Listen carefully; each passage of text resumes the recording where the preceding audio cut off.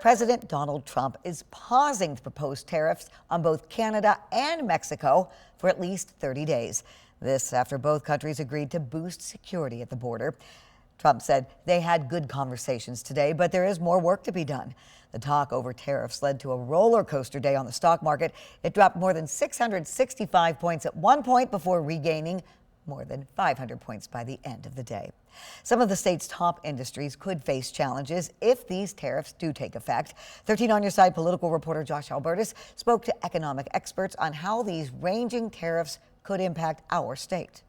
There is concern here in Michigan. Concern over potential threats to key trade in this border state. We are a North American trade and transit hub. President Donald Trump announcing U.S. tariffs on multiple close trading partners.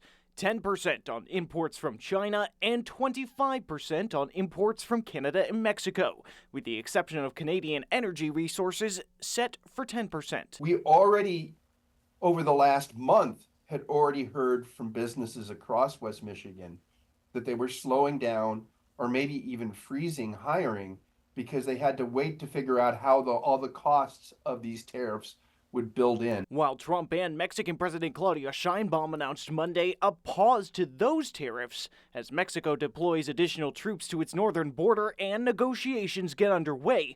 The pause is only set to last a month. From agriculture, which accounts for roughly a quarter of Michigan's workforce, according to the state's Farm Bureau. These are our number one and number two export markets for agriculture, for farmers, for rural communities and rural businesses. To its all-important auto industry, experts and insiders on high alert. Here in Michigan, we spend a lot of time bringing in auto parts. And in fact, our auto supply chain will bring in auto parts, send them back, bring them back, and they'll cross the border several times until it's made into a final car here in the United States. Here in Michigan, where the automotive industry has driven the state's economy for decades, what could that mean for buyers on the lot? We're still talking on the order of $2,000 to $3,000 to $4,000 per vehicle. Even if the car is built in the U.S., auto analyst Mike Wall says don't be so sure that you'd be spared. Because there is a significant amount of componentry that comes out of Canada